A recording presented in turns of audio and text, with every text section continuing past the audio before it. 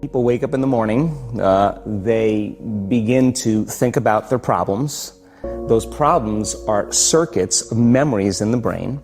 Each one of those memories are connected to people and things at certain times and places. And if the brain is a record of the past, the moment they start their day, they're already thinking in the past. Each one of those memories has an emotion. Emotions are the end product of past experiences. So the moment they recall those memories of their problems, they all of a sudden feel unhappy, they feel sad, they feel pain. Now, how you think and how you feel creates your state of being. So the person's entire state of being when they start their day is in the past. So what does that mean? The familiar past will sooner or later be predictable future. So if you believe that your thoughts have something to do with your destiny, and you can't think greater than how you feel, or feelings have become the means of thinking, by very definition of emotions, you're thinking in the past. And for the most part, you're going to keep creating the same life. So then people grab their cell phone, they check their WhatsApp, they check their text, they check their emails, they check Facebook, they take a picture of their feet, they post it on Facebook, they tweet something, they do Instagram, they check the news, and now they feel really connected to everything that's known in their life. And then they go through a series of routine behaviors. They get out of bed on the same side, they go to the toilet, they get a cup of coffee, they take a shower, they get dressed, they drive to work the same way, they do the same things, they see the same people, they push the same emotional buttons, and that becomes the routine, and it becomes like a program. So now they've lost their free will to a program, and there's no unseen hand doing it to them. So when it comes time to change, the redundancy of that cycle becomes a subconscious program. So now, 95% of who we are by the time we're 35 years old is a memorized set of behaviors, emotional reactions, unconscious habits, hardwired attitudes, beliefs, and perceptions that function like a computer program. So then a person can say with their 5% of their conscious mind, I want to be healthy, I want to be happy, I want to be free. But the body's on a whole different program. So then how do you begin to make those changes? Well, you have to get beyond the analytical mind, because what separates the conscious mind from the subconscious mind is the analytical mind. And that's where meditation comes in, because you can teach people through practice how to change their brainwaves, slow them down. And when they do that properly, they do enter the operating system where they can begin to make some really important changes. So most people then wait for crisis or trauma or disease or diagnosis. They wait for loss, some tragedy to make up their mind to change. And my message is, why wait? And you can learn and change in a state of pain and suffering, or you can learn and change in a state of joy and inspiration. And I think right now, the cool thing is that people are waking up.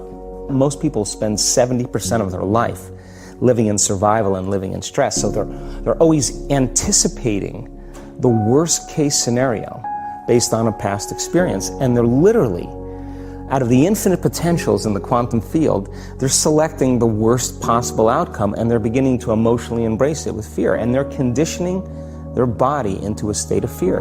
Do that enough times, body has a panic attack without you. You can't even predict it because it's programmed subconsciously. So people become addicted to the rush of those emotions, and they use the problems and conditions in their life to reaffirm their limitation, so at least they can feel something. So now when it comes time to change, you say to the person, why are you this way? Well, every time they recall the event, they're producing the same chemistry in their brain and body as if the event is occurring, firing and wiring the same circuits and sending the same emotional signature to the body. Well, what's the relevance behind that? Well, your body is your unconscious mind.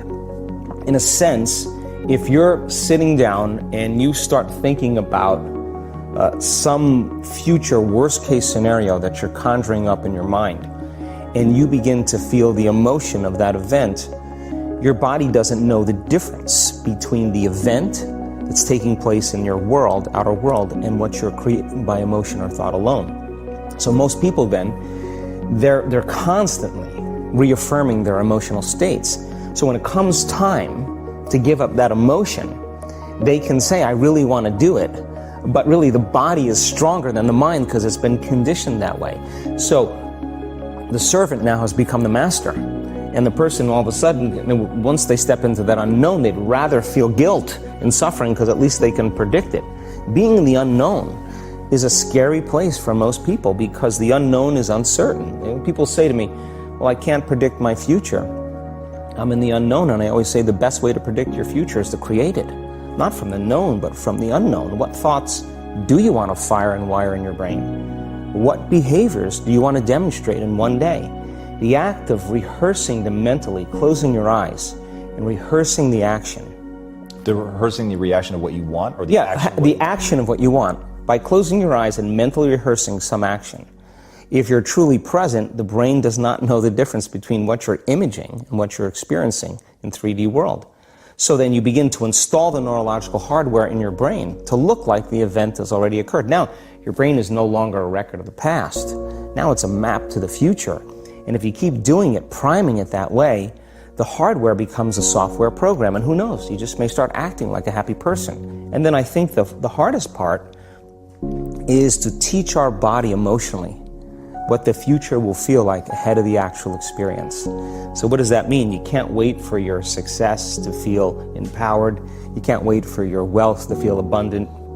You can't wait for your new relationship to feel love, or your healing to feel whole. I mean, that's the old model of reality, of cause and effect, waiting for something outside of us to change how we feel inside of us. And when we feel better inside of us, we pay attention to whoever or whatever caused it. But what that means then is that from the Newtonian world is that most people spend their whole life living in lack, waiting for something to change out there. What do you mean the Newtonian world? The Newtonian world is all about the predictable. It's all about predicting the future. But the quantum model of reality is about causing an effect. The moment you start feeling abundant and worthy, you are generating wealth.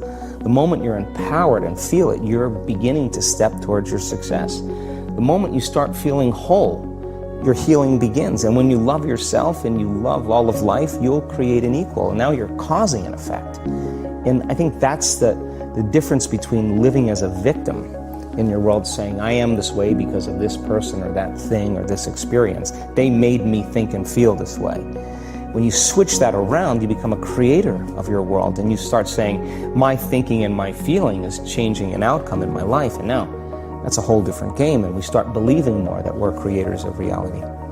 And most people, when they have a thought, they just think that that's the truth. And I think one of my greatest realizations in my own journey was, just because you have a thought doesn't necessarily mean it's true. So if you think 60 to 70,000 thoughts in one day, and we do, and 90% of those thoughts are the same thoughts as the day before, and you believe that your thoughts have something to do with your destiny, your life's not going to change very much, because the same thought leads to the same choice leads to the same behavior creates the same experience, and the same experience produces the same emotion. And so then the act of becoming conscious of this process to begin to become more aware of how you think, how you act, and how you feel.